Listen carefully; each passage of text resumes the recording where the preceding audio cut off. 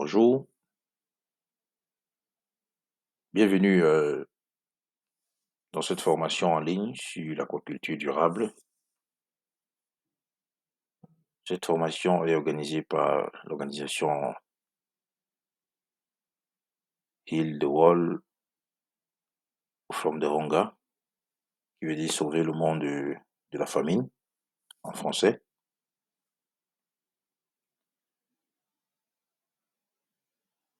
Je suis Julien Zanguet, consultant et formateur en pisciculture. Je serai le facilitateur de cette formation, pisciculture. Nous allons travailler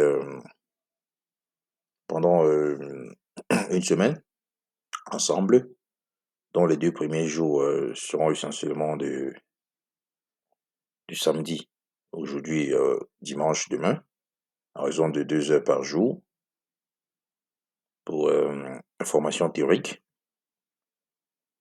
Et après la formation théorique, vous êtes tenu de poser le maximum de questions possibles dans le groupe WhatsApp afin que nous puissions aligner les idées et recadrer la théorie pour un minimum de pratique. J'apporterai également beaucoup de précisions dans le groupe WhatsApp au travers des vidéos, des liens, pour mieux expliciter les différents éléments qui sont abordés au cours de cette formation en ligne. Alors, cette formation sera articulée autour de 2 modules, dont le premier module sera axé uniquement sur la gestion de la qualité de l'eau en pisciculture. En d'autres termes, comment gérer l'eau de votre élevage pour avoir de bons résultats lorsque vous faites la culture du poisson.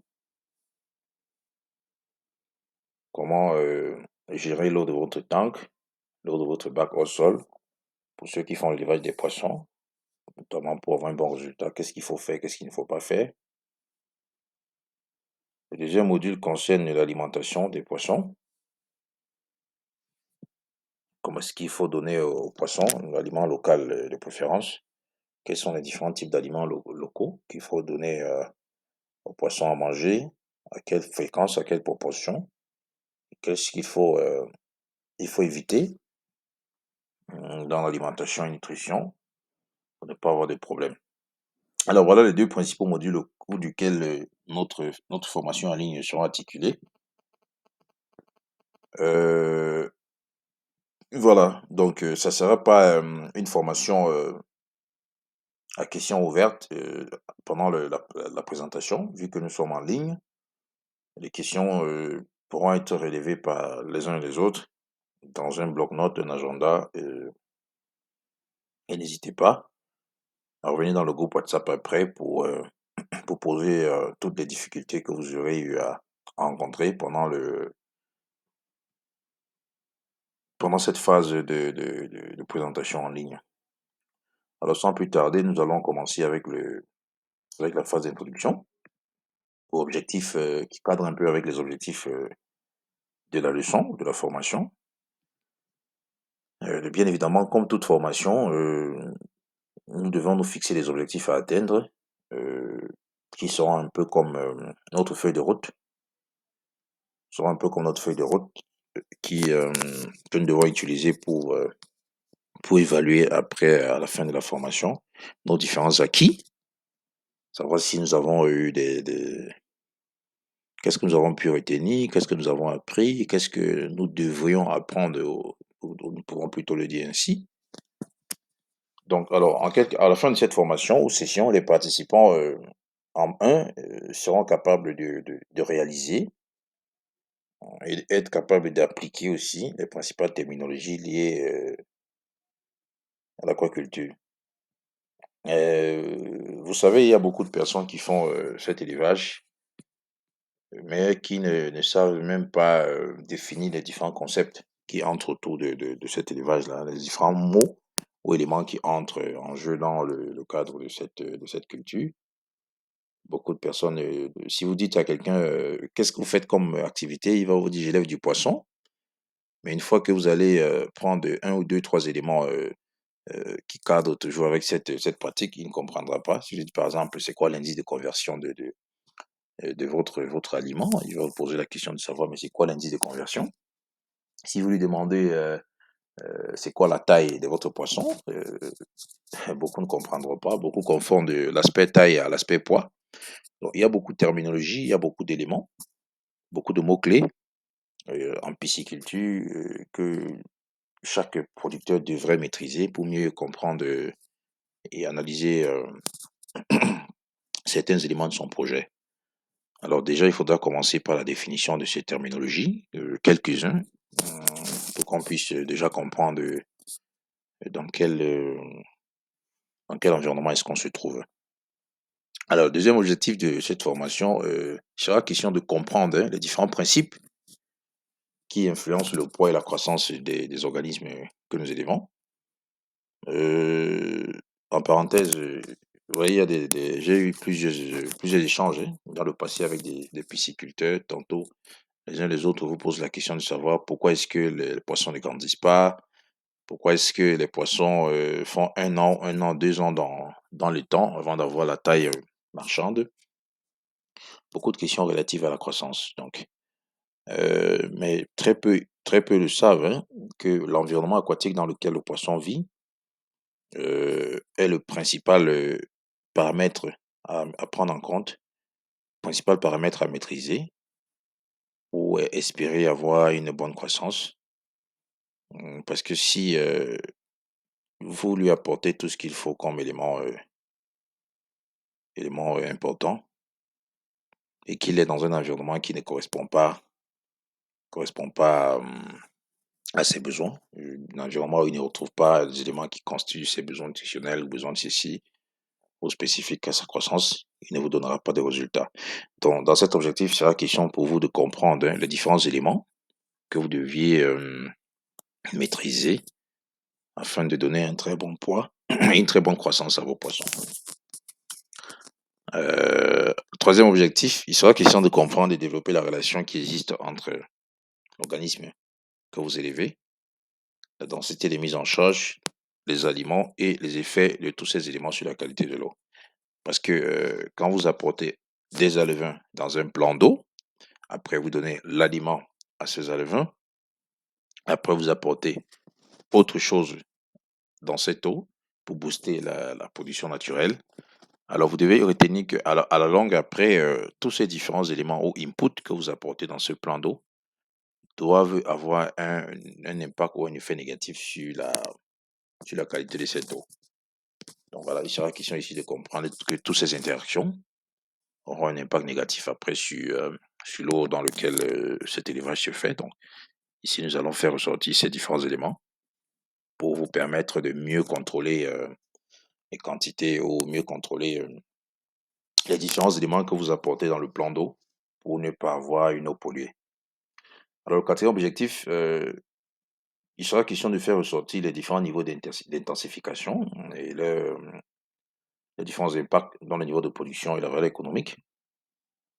Parce qu'en pisciculture ou en élevage aquatique, lorsque nous parlons de niveau d'intensification, nous faisons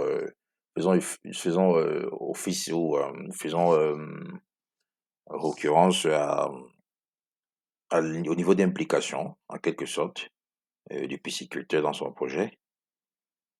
Voilà, donc ici, nous allons faire ressortir les différents niveaux d'implication et l'impact de ces différents niveaux d'implication sur la production.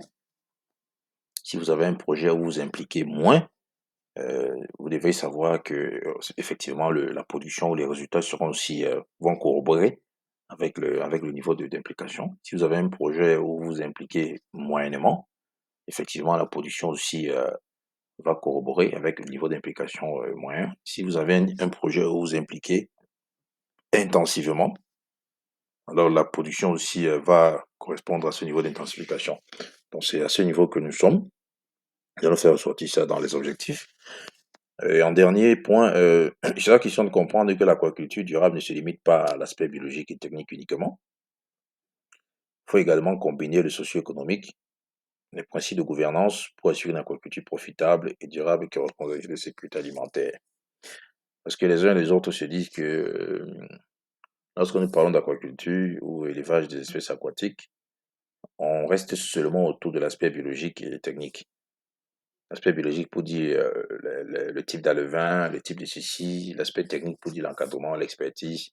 Les uns et les autres se disent que si vous maîtrisez l'aspect biologique, donc si vous maîtrisez l'espèce, le poisson, les aliments et tout ça, et que vous avez l'expertise technique, ça suffit pour produire du bon poisson, non? Vous pouvez avoir des bons alevins, vous pouvez avoir des bons aliments, vous pouvez avoir l'expertise qu'il faut, mais vous n'arrivez pas à produire du bon poisson.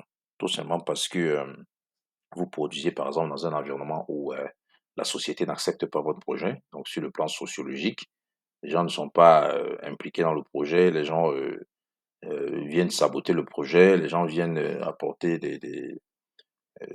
beaucoup de choses qui entravent à l'avancement de votre projet. La gouvernance ou les politiques locales aussi ne vous permettent pas de mettre en place le projet, parce que il y a des zones où, par exemple, le gouvernement local n'encourage pas la mise en place de certains types de projets. Bon, on vous dit non, ici ce n'est pas possible, c'est une zone qui n'est pas ouverte au public, c'est une zone qui n'est pas exploitée. Donc voilà. Donc il faudrait aussi tenir compte de cet aspect politique et l'aspect socio-économique que lorsque vous voulez mettre en place un projet de pisciculture. Est-ce que la sociologie de la zone vous encourage à élever du poisson? Par exemple, si vous allez mettre votre étang dans une zone où, sur le plan sociologique, les gens ne sont pas intéressés à la pisciculture et qui ne comprennent déjà même pas la valeur ajoutée de votre activité dans la société, ils ne pourront pas vous accompagner. Ils seront plutôt réfractaires, à votre projet et pourront constituer des éléments négatifs, notamment des vols, des pillages, des sabotages et tout ce qui va avec. Voilà donc, pour que l'aquaculture soit durable, parce que lorsque nous parlons d'aquaculture durable, nous faisons allusion à un projet qui se met en place et qui devient périn sur le temps. Donc, il ne reste pas 6 mois et après le projet s'arrête, non. Projet qui se fait et qui continue sur le temps pendant des années pour atteindre un objectif spécifique. Alors voilà ici relayer et balayer tous les objectifs de cette formation. Donc, ce sont les différents éléments que nous devrions pouvoir maîtriser à la fin de ce cours, les uns des autres, pour avoir une valeur ajoutée sur, sur cet aspect de production de poissons. Alors sans plus tarder, nous allons commencer avec le module 1, la gestion de la qualité de l'eau en pisciculture. Alors vu que c'est une formation en ligne, nous irons doucement. Nous allons parcourir ce module doucement, point par point. C'est ce module qui constitue la formation du jour du samedi. De 13h15, nous allons travailler pendant 2 heures de temps, uniquement sur le module 1, afin de balayer ensemble tous les différents contours, afin que rien ne soit oublié. Voilà. Alors, le premier module, gestion de la qualité de l'eau. Ici, nous allons commencer par les terminologies liées en aquaculture, comme nous l'avons précisé dans les objectifs ci-dessus. Il sera question d'apporter des précisions sur les différents mots-clés que nous rencontrons au quotidien dans, dans nos différents projets, différentes activités d'élevage de poissons et que nous devons maîtriser pour être plus efficaces. Alors déjà, si vous vous rappelez l'intitulé de notre formation, si nous revenons, si vous permettez, revenons un peu, formation en ligne sur l'aquaculture durable. Alors, il y a des gens qui se poseront certainement la question de savoir c'est quoi l'aquaculture durable? C'est déjà quoi l'aquaculture? Alors, d'aucuns diront peut-être, ah ben, nous sommes ici pour faire une formation sur la pisciculture. Alors, le formateur nous parle d'aquaculture. C'est quoi le lien? C'est une très bonne question. Alors, nous allons ici dérouler ensemble l'élément. Lorsque nous parlons d'aquaculture, nous faisons allusion à quoi? Alors, l'aquaculture, si je peux ainsi résumer, l'aquaculture, c'est en parallèle l'agronomie. Voilà. C'est en parallèle l'agronomie, mais l'agronomie dans l'eau, si je peux dire ça ainsi, de façon plus simple. Donc, de la même façon que vous faites l'agriculture, vous faites l'agriculture sur la terre. Alors, l'aquaculture, c'est effectivement aussi une agriculture, mais qui se fait plutôt dans l'eau. Voilà. Si on peut résumer ça comme ça, de façon simple, vraiment. Terre à terre, comme on dit en langage du quartier.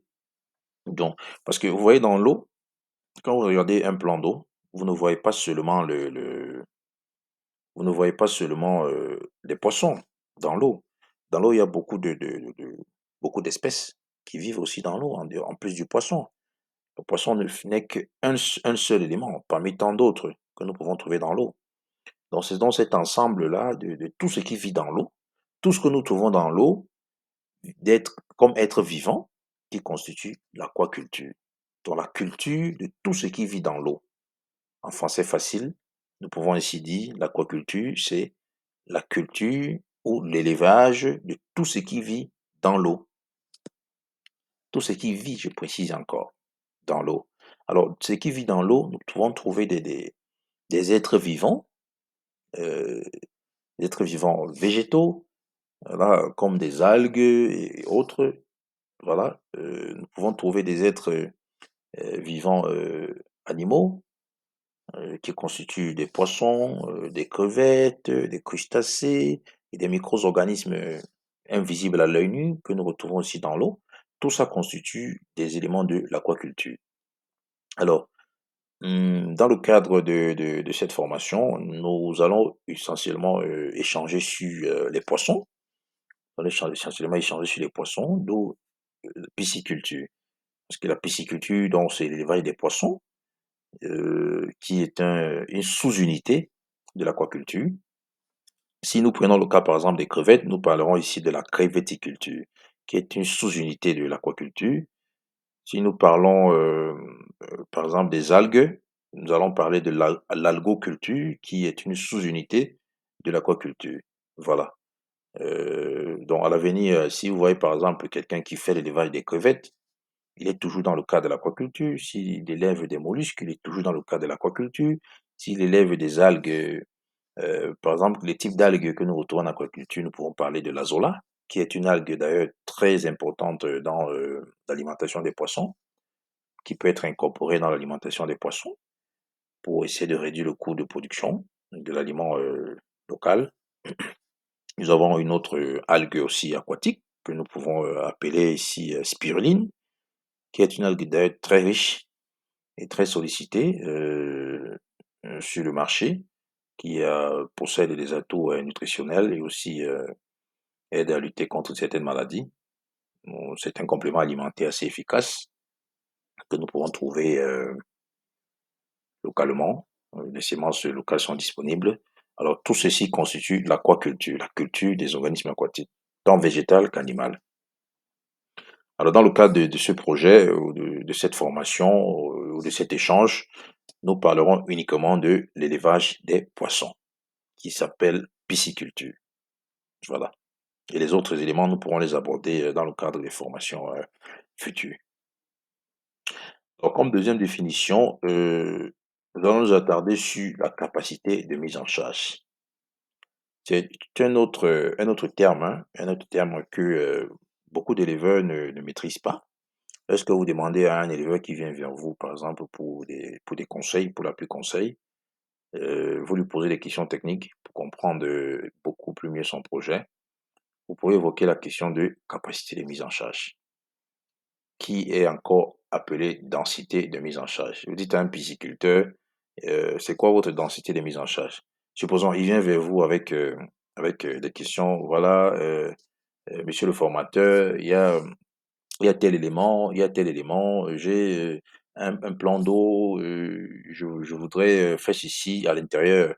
J'ai peut-être mis 2000 poissons, ceci, et j'ai telle difficulté, je ne sais pas ça et tout et tout. Et après, vous lui dites, bon, ok, vous avez, pourquoi est-ce que vous avez mis 2000 poissons et c'est quoi la densité de mise en charge de vos poissons dans ce plan d'eau? Alors là, il est perdu, il dit, mais c'est quoi la densité de mise en charge, c'est quoi, il ne comprend pas.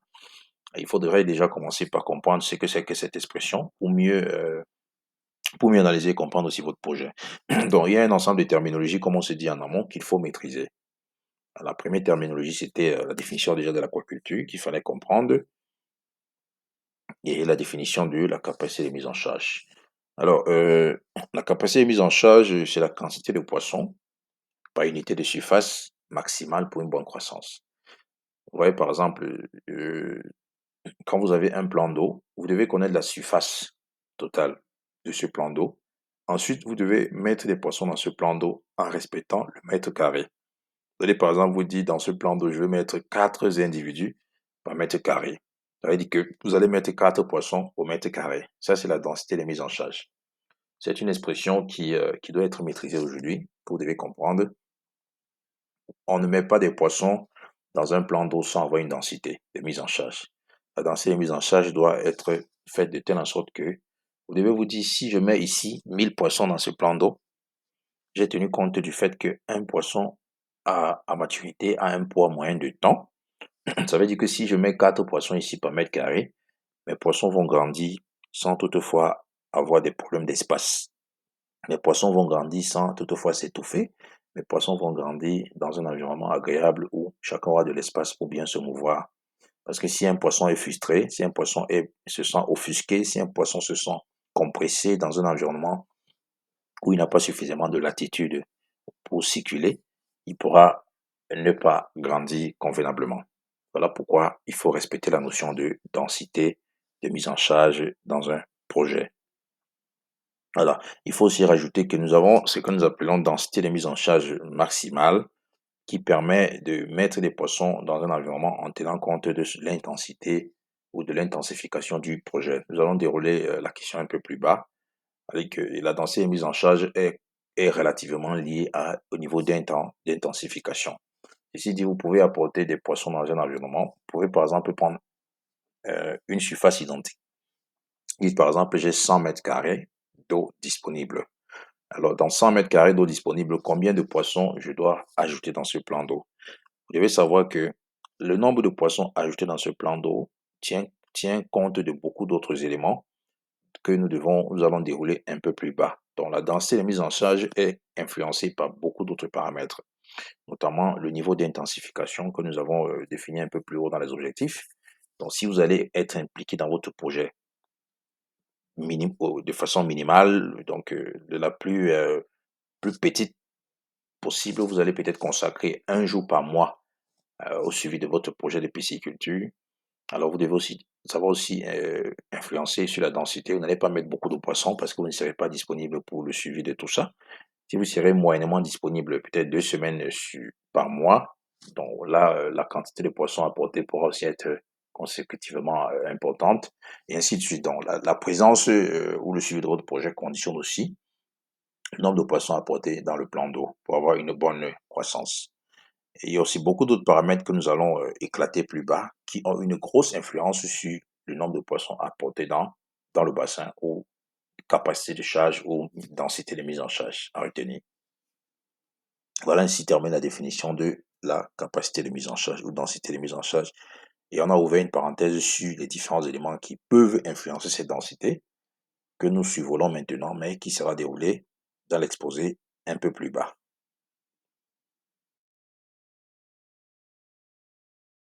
L'autre élément important qu'il faut préciser, c'est le rendement. Alors, le rendement en aquaculture, c'est une expression que les gens ne maîtrisent pas. Très peu d'ailleurs sont au courant qu'en pisciculture aussi, nous parlons de rendement. Si vous faites un projet d'élevage, vous devez maîtriser la notion de rendement pour vous rassurer que effectivement votre projet est rentable. Est-ce que l'élevage que je fais est rentable? Si l'élevage que je fais n'est pas rentable, alors vous devez être à mesure d'évaluer votre projet après production pour savoir si vous avez réussi votre production de poisson ou pas. C'est très important de maîtriser la notion de rendement. Alors là, ici, nous avons défini deux types de rendement. Nous avons défini le rendement total et le rendement net. Lorsque nous parlons de rendement total, nous faisons allusion à la biomasse totale des organismes récoltés par surface dans une période de temps donnée. Alors, donc ça peut s'exprimer de la sorte, kilogramme par hectare par an, kilogramme par mètre cube par an. Voilà. Donc, si vous avez par exemple un plan d'eau et que vous dites après 6 mois de production, je dois évaluer en fait tout ce que j'ai comme poisson dans le bassin. Voilà, là, ici, vous parlez du rendement total. Donc, on ramasse tout ce qu'il y a comme poisson. On prend le poids total de tout ce qu'il y a comme poisson dans l'eau. C'est ce qui constitue le rendement total. On ne veut pas savoir le nombre de poissons qu'on a dans le plan d'eau. On ne veut pas savoir le type de poisson qu'on a, on a dans le plan d'eau. Non, ça ne nous intéresse pas. Ni le type de poisson, ni le nombre de poissons dans le plan d'eau ne nous intéresse pas. Ce qui nous intéresse, c'est le poids total des poissons dans l'eau. Donc, vous pêchez tout ce que vous prenez dans l'eau comme poisson, vous mettez sur une balance, vous avez le poids total. Maintenant, si vous travaillez sur 1 hectare, si vous travaillez sur 2 hectares, si vous travaillez 3 hectares, vous pouvez évaluer ce nombre de poids total sur l'hectare sur 6 mois. Si vous décidez de faire évaluer le rendement total après 1 an, vous allez faire cette somme de poids sur la surface sur l'année. Voilà comment ça se passe. Si nous parlons de rendement total. Donc, il ne tient pas compte du type de poisson, il ne tient pas compte du nombre de poissons, il tient compte uniquement du poids de tous les poissons qui sont dans le plan d'eau. Ça, c'est le rendement total. Alors, lorsque nous parlons de rendement net, voilà, il indique par contre le poids total des organismes qui ont été récoltés, soustraits du poids des organismes stockés initialement au début du projet. C'est ça le rendement net. Ça veut dire que si par exemple, à la fin de votre projet, vous constatez que vous avez dans l'eau 100 kg. Vous avez dans l'eau par exemple 100 kg de poisson. Alors, vous allez soustraire de ces 100 kilos le poids initial au début du projet. Peut-être lorsque vous avez démarré le projet, vous aviez stocké dans l'eau tout au plus 10 kg de poissons. Des juvéniles, vous avez mis 10 kg dans le plan d'eau au début du projet et après la production, vous avez 100 kg. Alors pour calculer le rendement net, vous devriez faire poids total issu après récolte qui sera de 100 kg moins le poids des organismes stockés qui sera de 10 kg. Donc le rendement net sera de 90 kg après production. Alors voilà la différence qui existe entre les deux types de rendement en aquaculture. Ce sont des éléments qu'il faut maîtriser pour pouvoir mieux asseoir le concept de rendement dans votre projet d'élevage.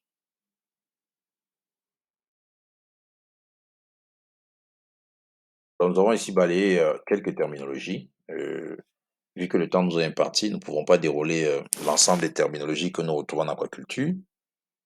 Mais dans le groupe WhatsApp qui est alloué à cet effet d'échange après formation en ligne, n'hésitez pas à poser toute question, à poser tout type de terminologie que vous rencontrez régulièrement dans le cadre de votre projet et que vous souhaiteriez avoir des éclaircissements là-dessus pour que nous puissions vous aider dans la définition terre à terre de l'expression pour faciliter la meilleure compréhension de votre projet.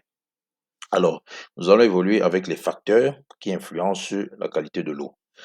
Alors, comme nous l'avons si bien dit au départ, dans notre résumé, on se dit que lorsque vous mettez des poissons dans l'eau, vous apportez de la nourriture à ces poissons, vous apportez aussi beaucoup d'autres éléments dans cette eau pour permettre aux poissons de grandir. Vous devriez savoir que de la même façon, l'eau dans laquelle vous introduisez tous ces différents éléments pourra avoir à un moment donné aussi beaucoup de contraintes. Voilà pourquoi il faut pouvoir maîtriser les impacts directs que tout ce que vous apportez dans l'eau de vos poissons peuvent constituer comme problème après dans votre projet. Parce que lorsque nous parlons de qualité de l'eau en aquaculture ou en pisciculture, c'est un aspect très important pour la réussite de votre projet. Si l'eau n'est pas maîtrisée, si l'eau n'est pas contrôlée, si l'eau n'est pas suffisamment contrôlée, je dirais, vous êtes à 100% sûr que vous n'allez pas produire des poissons de bonne taille et dans des délais courts. Alors sans plus tarder, nous allons dérouler rapidement ce titre, qui est l'un des titres les plus importants d'ailleurs en production de poissons. Alors, le premier facteur, déjà, que vous devriez déjà comprendre, c'est la définition de la qualité de l'eau. Si je peux résumer les choses ainsi, parce que lorsque nous parlons hein, les facteurs qui influencent la qualité de l'eau. Il faudrait déjà comprendre ce que c'est que la qualité de l'eau, parce que beaucoup de personnes, si vous dites à quelqu'un, moi je veux boire de l'eau, il peut vous apporter une eau quelconque. Il peut aller dans sa cour, il voit une rivière qui coule, il ramasse carrément un bidon d'eau de cette rivière, il vous l'apporte pour que vous la consommiez. Vous pouvez dire, j'ai besoin d'eau à boire, et quelqu'un va dans une décharge, je ne sais pas trop, pour ramasser une eau et puis vous apporte. Voilà, donc, parce que lui, il se résume uniquement à l'aspect quantité.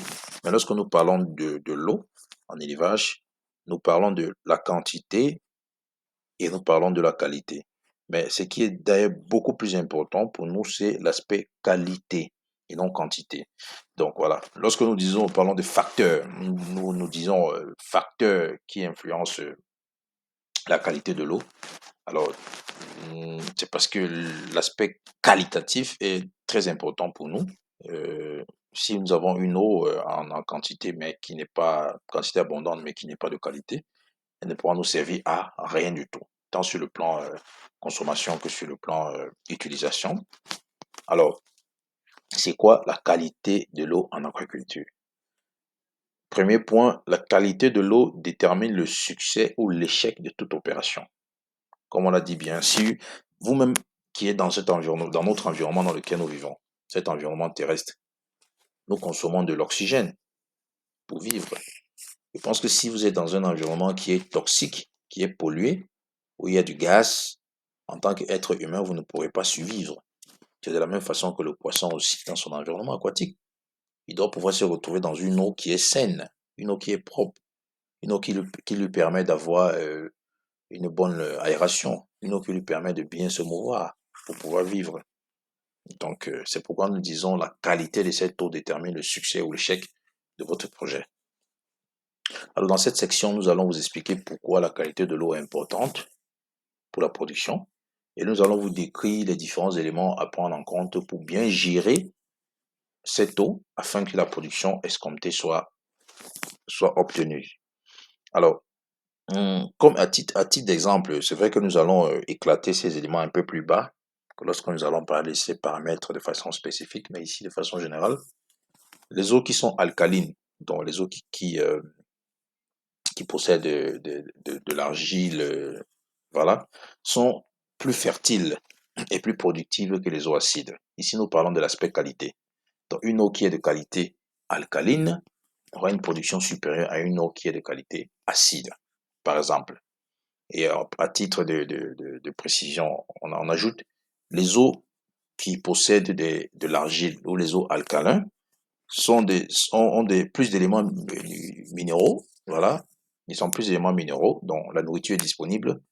Par contre, les eaux qui sont acides n'ont pas suffisamment d'éléments euh, qui peuvent faire vivre les plantes dans l'eau. Parce que si une eau est riche en nutriments, forcément les poissons seront davantage contents, ils pourront manger, avoir une bonne croissance.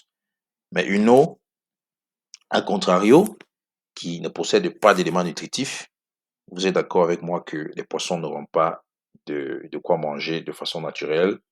Et puis, il y aura naturellement et forcément un impact sur leur croissance. Donc, l'aspect qualité est très important en élevage de poissons. Vous devez être en mesure de maîtriser cet aspect qualité pour avoir une production escomptée. Alors, de même avec le pH en bas, le potentiel d'hydrogène, tout ceci constitue toujours les différents éléments de qualité de l'eau que nous allons dérouler un peu plus bas. Voilà. Alors, la qualité de l'eau en aquaculture, ici nous étions dans l'aspect définition déjà de la qualité de l'eau parce qu'il ne faut pas vous éloigner de l'objectif. Ici, nous sommes en train de dérouler les différents facteurs qui peuvent influencer la qualité de l'eau. Alors, en premier point, nous avons d'abord défini la qualité de l'eau en aquaculture. Maintenant, nous commençons à dérouler ces différents facteurs qui influencent la qualité de l'eau. Alors, le premier facteur ou le premier paramètre à prendre en compte, c'est le potentiel hydrogène. Beaucoup de personnes dans l'élevage des poissons ont forcément déjà entendu parler du pH. Lorsque vous Moi, généralement, lorsque je reçois des appels ou des messages des gens qui m'écrivent pour des difficultés qu'ils rencontrent dans les différents élevages de poissons, oh, je fais l'élevage des poissons, je n'ai pas eu de résultats je n'ai pas, parce qu'il y a des gens comme ça, quand vous lui dites je peux produire du poisson en 6 mois, 6 mois d'élevage, je vous donne des poissons de table. Ils vous diront non, ce n'est pas possible, vous ne pouvez pas nous produire des poissons de table en 6 mois parce que j'en ai tant essayé. Et après, vous lui dites, vous faites de la pisciculture depuis combien de temps? Il vous dit, bon, là, je suis dans l'activité, ça fait déjà 20 ans. Donc, j'ai beaucoup d'expérience, je maîtrise tout ça. On ne peut pas produire du poisson dans ces conditions. Je ne peux pas faire du poisson en 6 mois, le minimum, c'est 1 an et demi. Maintenant, vous lui dites, bon, OK, alors, c'est quoi le potentiel hydrogène de votre projet? Quel est le pH de votre eau? Là, il est perdu, il n'arrive même pas à déjà comprendre ce que c'est que le pH. Il vous dit, le pH, c'est quoi? Vous parlez de quoi là? Moi, je ne connais pas le pH. Alors, ce sont les différents éléments qui influencent la qualité de votre eau. Si l'eau n'est pas de bonne qualité et que vous faites l'élevage même en 30 ans, vous attendez à avoir quel résultat? C'est ça la question. Alors, à partir d'aujourd'hui, vous devriez être capable de maîtriser tous ces différents concepts et maîtriser leurs différentes influences sur l'eau de votre élevage pour ne plus avoir à prendre ceux qui produisent du poisson en 6 mois comme des magiciens. Alors, pour tester le pH de votre eau, vous devrez avoir un instrument appelé pH mètre. Alors, vous devez avoir un instrument appelé pH mètre qui vous permet de relever le pH de votre eau. Nous allons dans le groupe WhatsApp après, pendant la période de travaux pratiques, nous allons partager des mini-vidéos qui vont vous permettre de comprendre, déjà de voir le pH mètre en lui-même, et ensuite de voir comment est-ce qu'on fait pour prélever le pH de l'eau d'un bassin. C'est cette façon que nous allons présenter qui va vous permettre de mieux comprendre comment analyser dorénavant le pH de votre bassin. Le pH mètre est un équipement qui est disponible sur le marché, que nous vendons également, qui peut vous permettre de tester la valeur du pH de votre eau. Alors, pourquoi tester le pH de l'eau? À quoi est-ce qu'il nous sert le pH? Le pH permet d'exprimer le niveau d'acidité de l'eau dans laquelle vous mettez les poissons. Si vous vous rappelez plus haut, lorsque nous apportions des précisions sur la définition de la qualité de l'eau, nous avons précisé qu'une eau qui est alcaline est beaucoup plus conseillée en pisciculture par rapport à une eau qui est acide. Alors ici, on faisait allusion effectivement au niveau du pH de cette eau. Alors, le pH permet de déterminer avec précision le niveau d'acidité de l'eau. Et le pH se calcule sur une échelle allant de 0 à 14. Donc, si vous avez un pH après test qui est égal à 7, c'est un pH qui est neutre. Si vous avez un pH qui est entre 0, qui est compris entre 0 et 7, c'est un pH qui est acide. Si vous avez un pH qui est compris entre 7 à 14, c'est un pH qui est basique. Alors, une eau alcaline est une eau basique. Mais si vous avez une eau acide, ça veut dire une eau qui a un pH inférieur à 7, alors c'est une eau acide qui n'est pas bonne pour l'élevage des poissons. Alors, mes chers apprenants, je vous incite à tester la valeur du pH de votre eau. Pour ceux qui font déjà l'élevage des poissons, vous pouvez tester cette valeur aujourd'hui même pour avoir des précisions sur le type d'eau que vous avez. Si vous avez une eau acide ou si vous avez une eau qui n'est pas acide. Si c'est une eau qui est acide, vous devez savoir qu'effectivement, cette eau n'est pas propice pour la bonne croissance de vos poissons. Alors là, il faut automatiquement apporter des corrections. Il faut corriger cette eau pour permettre à cette eau d'être propice pour l'élevage de vos poissons. Alors, le dernier point, on vous a donné ici l'intervalle de tolérance du pH pour une croissance optimale. Pour que vos poissons grandissent bien et soient en santé, il faut que votre pH soit compris entre 6,5 à 8,5. Ceci dit, si le pH est inférieur à 6,5, alors là, vous êtes dans une eau qui n'est pas convenable. Si votre pH est supérieur à 8,5, alors vous êtes dans une eau qui n'est pas convenable. Vous devez tout faire pour que votre pH soit à 6,5, soit à 6,6, soit à 6,7, ainsi de suite, jusqu'à 8,5. C'est la valeur maximale que votre pH devrait avoir après test. Une fois que vous testez le pH de l'eau, vous devez avoir ces valeurs-là ou une des valeurs comprises dans cet intervalle. Ça va vous permettre d'avoir une assurance de la qualité de votre eau, notamment sur la question de pH. Mais si vous vous obstinez, parce que effectivement, il faut le préciser, nous avons des projets, beaucoup de projets qui ont été entamés en République démocratique du Congo, notamment sur l'élevage des poissons. Les gens ne veulent pas comprendre. Les gens ne veulent pas appliquer ce qui a été dit pendant les différentes formations. Et après, lorsqu'ils se retrouvent confrontés à de grosses difficultés au niveau de la production de leurs poissons, ils diront que la pisciculture relève de la magie, que la pisciculture relève de la sorcellerie. Pourtant, rien à voir avec ces différents éléments. La pisciculture, c'est tout simplement appliquer ce qu'il faut et là où il faut, au moment où il faut, et avoir de bons résultats.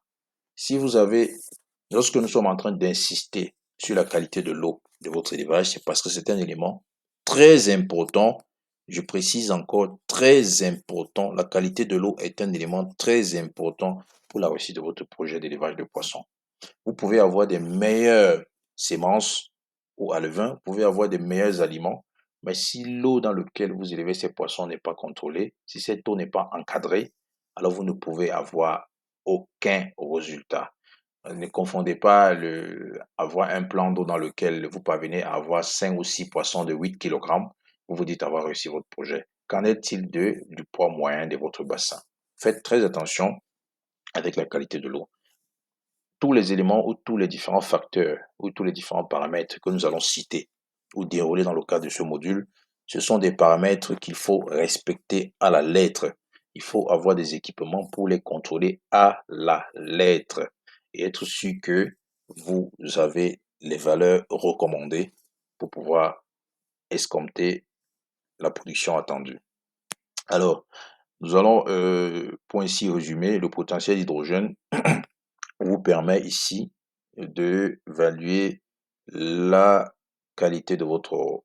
Elle vous donne des caractéristiques sur le niveau d'acidité de l'eau que vous utilisez ou que vous vous apprêtez à utiliser. Vous devez rester avec un pH compris entre 6,5 à 8,5. 6,5 valeur minimale, 8,5 valeur maximale. Donc, vous testez le pH, si vous constatez que le pH n'est pas dans cette valeur, alors plus bas, nous vous proposons un moyen de correction.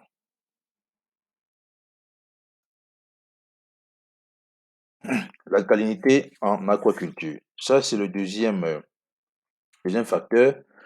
Le deuxième facteur que nous déroulons ici, qui influence sur la qualité de l'eau. Après le pH, nous parlons d'alcalinité. Alors, en termes généraux, l'alcalinité est une mesure de la capacité de tampon du pH ou capacité de neutralisation de l'acide de l'eau.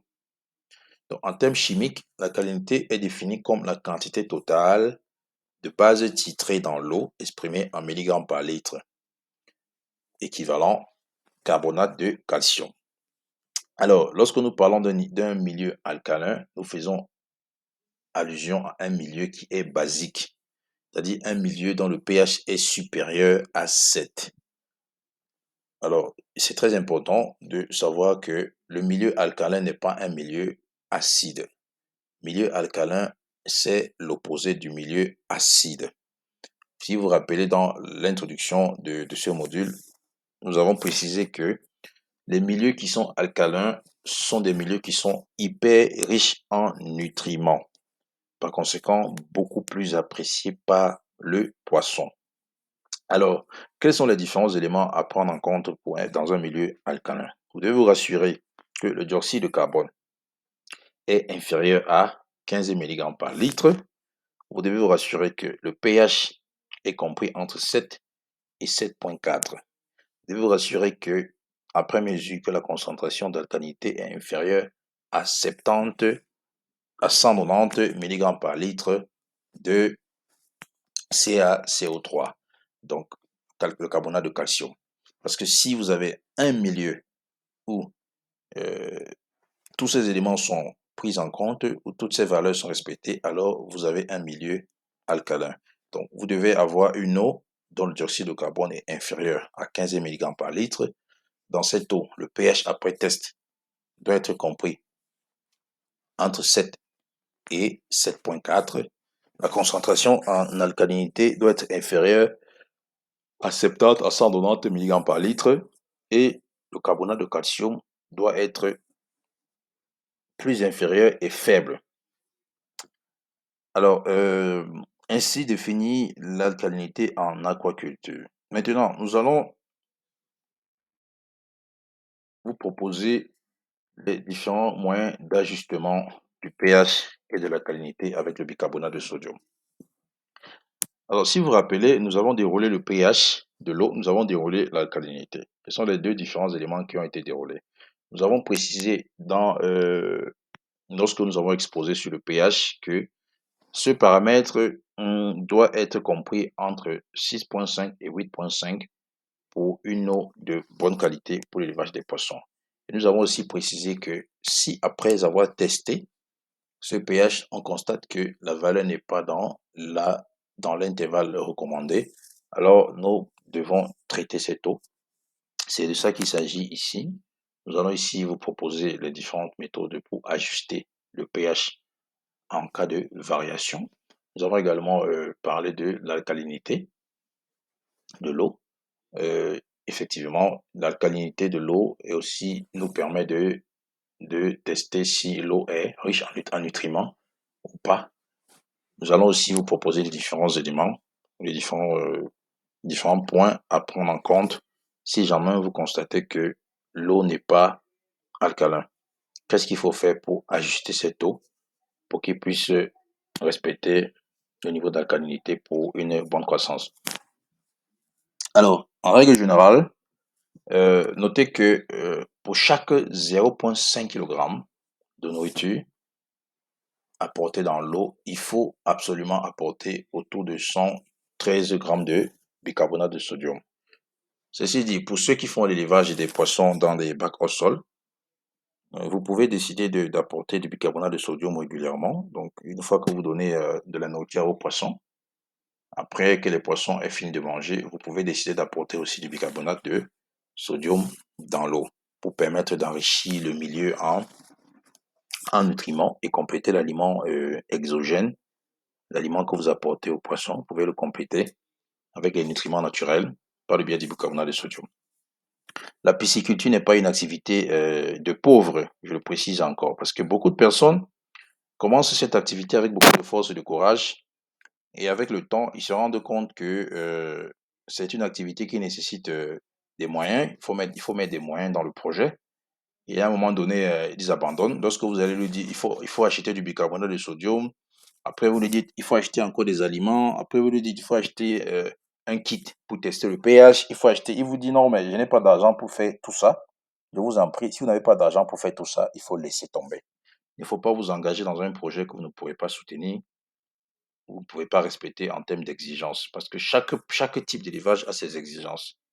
Si vous constatez que vous ne pouvez pas vous munir de tous ces équipements, si vous constatez que vous ne pouvez pas respecter à la règle et à la lettre, autant pour moi, tous ces différents points, alors je vous en prie, ne vous engagez pas dans l'élevage des poissons, au risque de commencer un projet et ne pas être en mesure de le terminer. Alors, c'est très important. J'insiste encore là-dessus parce que j'ai plusieurs cas spécifiques comme ça, des gens qui ont commencé des projets et après, ils ne sont même pas en mesure de terminer faute de moyens parce qu'ils n'avaient pas vu l'aspect pisciculture de cette façon. La pisciculture demande beaucoup d'implications pour avoir de bons résultats. Donc, en règle générale, quand vous êtes donné, pour ceux qui sont spécifiquement dans les plans d'eau maîtrisés comme les bacs au sol, des tanks, des cubiténaires ou des élevages à domicile, vous pouvez apporter du bicarbonate de sodium dans de l'eau après avoir donné à manger à vos poissons. Il vous permet il facilite la digestion aussi des poissons et il permet de développer dans le plan d'eau des nutriments que le poisson pourra consommer. Alors maintenant, nous partageons ici un mini protocole qui vous permet de calculer avec précision la quantité minimale requise pour un changement donné. C'est-à-dire que si vous constatez par exemple que le pH de l'eau a varié ou si vous constatez que le niveau d'alcalinité a varié, voici un mini protocole que vous pouvez mettre en place pour réajuster cette valeur dans votre bassin. Alors, vous pouvez recueillir, à titre d'exemple, ça c'est un exemple, lorsque nous parlons de protocole test, c'est un exemple à suivre que vous pouvez mettre en place, vous pouvez calquer pour pouvoir améliorer le niveau de pH de votre bassin ou apporter des corrections. Alors, vous pouvez recueillir 20 litres d'eau, vous pouvez recueillir 20 litres d'eau de votre bassin. Prenez 20 litres d'eau de votre bassin. Pour considérer que ces 20 litres d'eau, c'est l'échantillon. Alors après, vous allez tester le pH de ces 20 litres d'eau avec votre pH mètre. Testez le pH mètre avec votre pH mètre. Quand vous testez avec votre pH mètre, ça va vous donner la valeur du pH de votre eau. On va vous montrer dans une vidéo comment tester, comment utiliser un pH mètre. Je vais partager la vidéo dans le groupe pour vous montrer comment tester le pH de votre bassin. Ça va vous permettre de savoir comment utiliser un pH mètre déjà et savoir comment relever la valeur. Et comme j'ai précisé, tous les équipements dont vous aurez besoin pour votre projet d'élevage sont disponibles sur le marché, pouvant mettre à votre disposition en cas de besoin.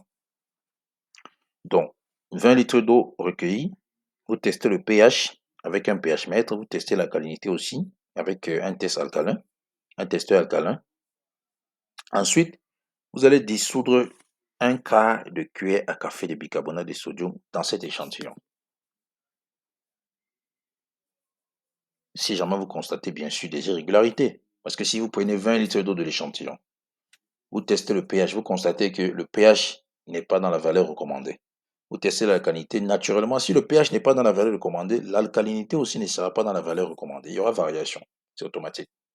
Alors, vous devez retenir que pour 20 litres d'eau, vous devez utiliser un quart de cuillère à café de bicarbonate de sodium.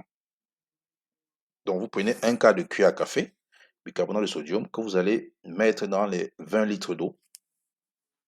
Une fois que vous mettez les 1 quart à cuillère de café dans ces 20 litres d'eau d'échantillon, vous pouvez retester le pH et l'alcalinité. Si les résultats désirés sont atteints, ça veut dire que si vous constatez que le pH est rentré dans sa valeur recommandée, alors vous arrêtez de réajuster le pH. Vous arrêtez de réajuster, vous arrêtez l'opération avec le bicarbonate. Mais si vous constatez que le pH n'est pas rentré dans sa valeur désirée, alors vous pouvez continuer d'apporter du bicarbonate à raison de 1 cuillère à café dans les 20 litres jusqu'à ce que vous atteigniez les résultats escomptés. Et une fois que vous arrêtez les résultats escomptés, vous arrêtez le test de changement et vous notez la valeur obtenue. Maintenant, vous pouvez apporter cette précision ou faire une règle de 3 systématique sur tout l'ensemble du bassin. Alors voilà ainsi comment est-ce qu'on ajuste le pH et la qualité. Si vous avez des questions, vous les notez et puis nous déroulerons avec précision dans le groupe WhatsApp prévu à cet effet. Ceci constitue la méthode de correction apportée en cas de variation des deux précédents facteurs. Le deuxième paramètre à dérouler ici est le dioxyde de carbone. Alors, beaucoup de personnes aussi ont entendu parler du dioxyde de carbone, mais je suis surpris, je suis sûr que euh, très peu savent que le dioxyde de carbone aussi en aquaculture est un élément important. Parce que lorsque j'ai eu cet échange avec un pisciculteur dans le Nord Kivu, je parlais de dioxyde de carbone, il m'a dit, ah, dioxyde de carbone en aquaculture, ça existe. Mais je pensais que c'était juste dans le milieu terrestre, nous les hommes qui étions confrontés au dioxyde de carbone. Mais vous devez savoir que le dioxyde de carbone aussi est un élément qui intervient dans l'élevage de vos poissons. J'insiste toujours et je le dirai avec beaucoup d'amertume, ceux-là qui négligent la qualité de l'eau dans laquelle vos poissons vivent et qui après viennent m'écrire des messages pour me demander de faire la magie pour qu'ils puissent avoir des résultats. Moi, je ne fais pas partie de ces formateurs qui font la magie pour que les gens aient des poissons dans les étangs. Non. Si vous n'êtes pas en mesure de respecter les différents éléments qui doivent être respectés au niveau de la qualité de l'eau de votre bassin, n'attendez pas le miracle pour avoir des résultats. Ça ne viendra jamais le miracle ne viendra de nulle part. Vous devriez respecter ces différents éléments, de la qualité de l'eau pour avoir des résultats. Si vous venez acheter les alevins, vous commandez les aliments et après vous vous arrêtez là, vous attendez des résultats, des miracles. Vous ne respectez pas les différents éléments de la qualité de votre eau. Vous attendez le miracle. Ne comptez pas sur moi pour faire ce coup de magie. Ça ne sera jamais possible. Donc, respectez tout ce qui est déroulé dans ce canevas pour être sûr que vous pouvez attendre des bons résultats. Alors, le paramètre que nous allons dérouler maintenant est un paramètre très, très, très, très, très important en pisciculture parce qu'il tue les poissons s'il n'est pas maîtrisé. Il tue le poisson. C'est pourquoi vous voyez la rubrique qui est en jaune là, le texte qui est peint en jaune. On précise, la majeure partie du dioxyde de carbone dans une colonne d'eau est produite par la respiration animale et la décomposition de la matière organique, avec un faible pourcentage provenant de la diffusion atmosphérique. Si je peux expliquer ce texte pour les uns et les autres. Lorsque vous produisez, mettez du poisson dans l'eau, vous êtes en train de faire de la production du poisson dans votre eau. Vous devez savoir que le poisson aussi défèque. Lorsqu'on parle de défection, c'est comme vous les humains, vous partez aux toilettes. Vous pensez que le poisson, ses toilettes sont où? Vous pensez que le poisson a des toilettes? Lui, il défèque dans l'eau, là.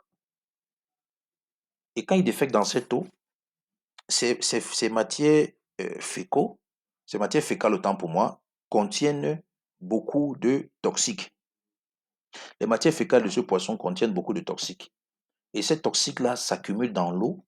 Et à un moment donné, après, quand ça s'accumule dans l'eau avec force, ça réduit le niveau d'oxygène de cette eau. Ça apporte beaucoup de dioxyde de carbone quand ça se décompose. Parce que la décomposition des matières fécales se fait en présence d'oxygène et lorsqu'il y a décomposition, il y a production du gaz. Et c'est ce gaz-là en excès qui devient après toxique pour vos poissons. Si vous voyez ici dans la rubrique qui est le deuxième paragraphe, où ici je vous donne le niveau de tolérance. Le niveau de tolérance du dioxyde de carbone. Votre dioxyde de carbone dans votre plan d'eau ne doit pas dépasser cette valeur entre 15 et 20 mg par litre. Si ça dépasse cette valeur, alors ce n'est pas possible. Parce que les poissons vont commencer à mourir. Vous allez voir les poissons qui vont monter à la surface, commencer à créer des cercles circonscrits à la surface de l'eau. C'est un manque d'oxygène. Par conséquent, il y a une forte présence de dioxyde de carbone dans l'eau. Donc, vous devez faire très attention. Si vous donnez beaucoup trop de nourriture à vos poissons, vous allez créer ce gros problème de dioxyde de carbone. Parce qu'il y a des aliments qui ne seront pas consommés et qui vont rester au fond de l'eau et se décomposer et devenir toxiques. Vous allez aussi, au même moment, avoir beaucoup de déjections dans l'eau si les poissons consomment un aliment qui n'est pas assez riche. C'est-à-dire que plus ils consomment, une grande partie de cette alimentation de ces grands aliments qui est consommé est rejeté carrément dans l'eau sous forme de déchets. Et le milieu devient pollué. Voilà pourquoi il faut avoir un aliment de qualité qui vous permet d'avoir moins de déchets et par conséquent moins de dioxyde de carbone. Alors, comme élément de correction, si vous constatez que le niveau de CO2, dioxyde de carbone dans votre eau n'est pas bon, est supérieur à 20 mg par litre ou inférieur à 15 mg par litre, vous devez augmenter l'aération. Ceux qui font l'élevage dans des bassins au sol font parfois recours aux aérateurs ou oxygénateurs. D'aucuns qui font l'élevage dans des étangs en terre utilisent aussi de temps à autre des aérateurs mécaniques pour pouvoir suppléer de l'oxygène dans les étangs. Deuxième point, vous pouvez échanger de l'eau. Si vous êtes dans un étang ou dans un bac au sol, vous pouvez faire entrer une eau neuve et propre et faire sortir les un quart de l'eau de votre bassin pour apporter une eau propre et fraîche. Ça vous permet de renouveler l'eau et réduire le niveau de gaz ou de dioxyde de carbone et apporter de l'oxygène. Les deux derniers éléments, c'est pour ceux qui ont des équipements indiqués, ajouter la colonne stripping ou utilisation des dispositifs de dégazage pour enlever le CO2. Il y a des, il y a des équipements de dégazage sur le marché qui vous permettent d'enlever le CO2 dans l'eau. Mais ça, c'est beaucoup plus pour des projets d'aquaculture dans un système contrôlé, ce que nous appelons généralement des RAS systèmes, système d'aquaculture circuit fermé contrôlé. Nous avons des équipements pour enlever le gaz dans l'eau. Mais dans votre cas d'espèce, vous vous limitez uniquement pour ceux qui font des élevages traditionnels ou semi-modernes, vous limitez à l'augmentation de l'aération par le biais d'un oxygénateur ou le renouvellement de l'eau, renouvellement continu de l'eau dans votre bassin. Ces deux éléments peuvent vous aider à corriger le déficit en dioxyde de carbone ou le surplus en dioxyde de carbone.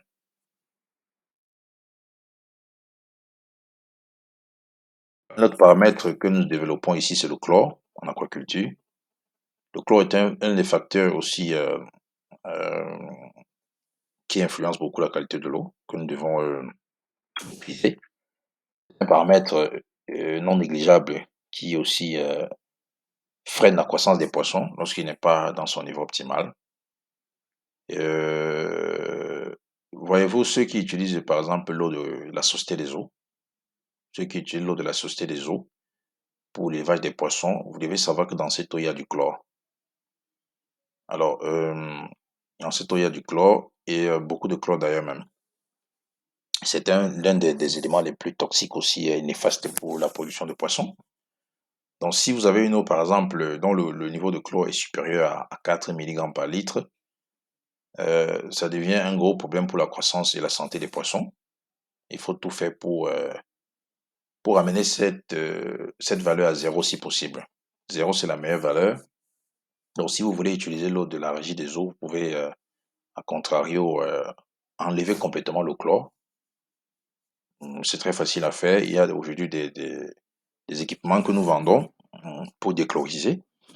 Parce qu'avant, les gens se disaient que ce n'était pas possible de faire l'élevage des poissons à la maison parce que très peu avaient des fourrages. Et la plupart se disaient, nous qui n'avons que des fourrages, comment est-ce qu'on peut élever du poisson? Nous qui n'avons que de l'eau de la régie des eaux, comment est-ce qu'on peut élever du poisson? Aujourd'hui, c'est possible d'élever du poisson avec l'eau de la régie des eaux. Même si l'eau de la régie des eaux contient du chlore, on va juste déchloriser ou pour complètement le faire partir afin de vous permettre d'utiliser cette eau pour produire vos poissons. Alors, si nous pouvons définir le chlore comme un facteur important, parce que dans l'alimentation humaine, le chlore dans l'eau a son rôle de désinfectant, mais en élevage des poissons, le chlore n'est pas la bienvenue. Voilà.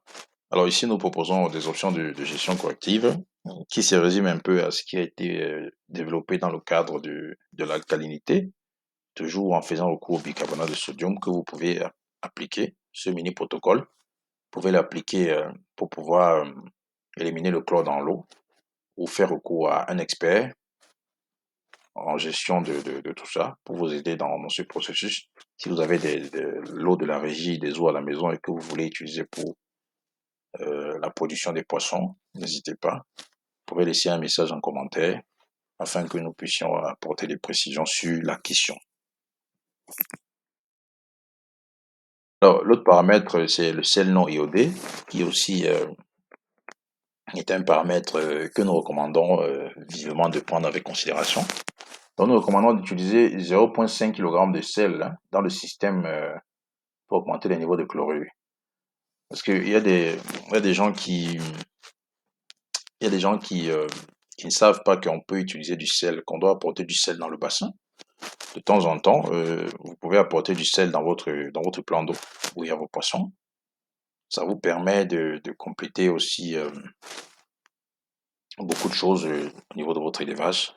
Ça permet de mettre le poisson en confiance, de créer des anticorps résistants, de développer son métabolisme basal, de lutter contre le stress et d'aider aussi le poisson à lutter contre certaines maladies. Voilà, et apporter aussi beaucoup d'oxygène dans le sang. Et bien sûr, il y a des quantités recommandées à ne pas déborder. Donc, il faut rester autour de 2 à 3 parties par million de salinité en termes de valeur pour avoir une bonne concentration.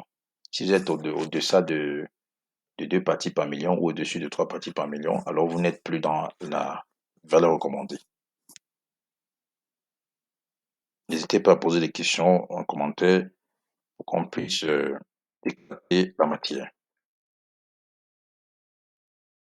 Alors, la dureté en aquaculture, c'est un autre facteur très important d'ailleurs même, euh, très très important, il faut le préciser, beaucoup plus aussi pour ceux qui font la reproduction des poissons, ceux qui travaillent en écloserie, ceux qui nous produisent des sémences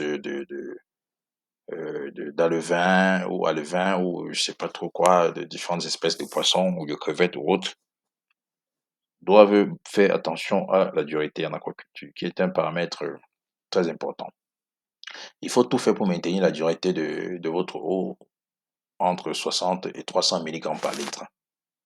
Si la dureté est supérieure à cette valeur de 300, alors il faut la corriger.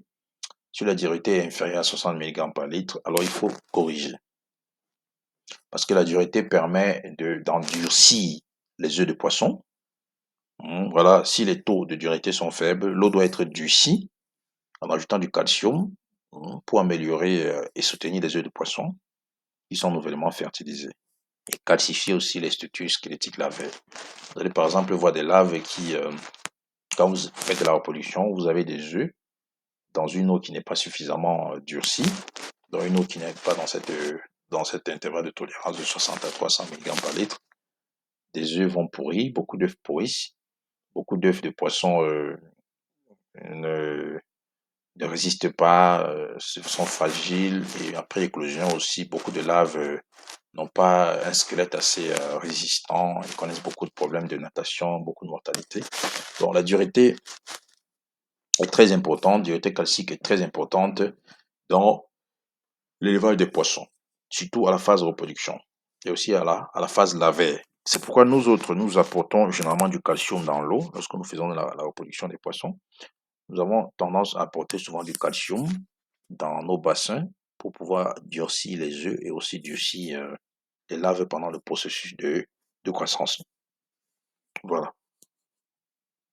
Et il faut préciser que la dureté dans les systèmes RAS, c'est ce que nous appelons RAS système, ce sont des systèmes d'aquaculture super intensifs qui ne sont pas similaires à la dureté que nous retrouvons dans des plans d'eau naturels ou dans des élevages en bac, en hors sol semi-intensif à la maison.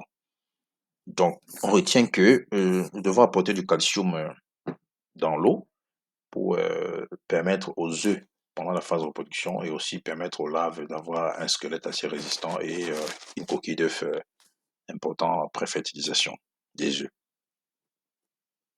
Voilà, donc progression. Bonne question. Maintenant, si vous constatez que la dureté, après avoir testé la valeur, vous constatez que la dureté n'est pas dans la gamme recommandée, bien évidemment, il faut corriger. Ici, nous proposons un protocole de, de correction qui est carrément similaire au protocole de production ou de correction qui est proposé depuis le début de cet échange. Vous devez collecter 60 litres d'eau du plan d'eau que vous voulez ajuster. Vous allez dans un premier temps tester le pH, suivi d'un test alcalin et vous allez tester aussi la dureté calcique pour élever les valeurs. Si vous constatez que les valeurs sont très loin les valeurs sont très éloignées de la norme ou du niveau de tolérance, alors vous allez dissoudre 6 grammes de chlorure de calcium dans l'échantillon, donc 6 grammes dans 60 litres, donc soit 1 gramme pour 1 litre d'eau. Voilà, et après vous retestez encore les différents paramètres.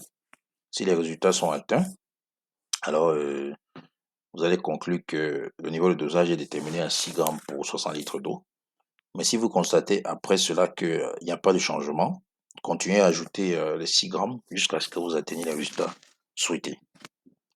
Voici comment on corrige la dureté calcique dans un plan d'eau.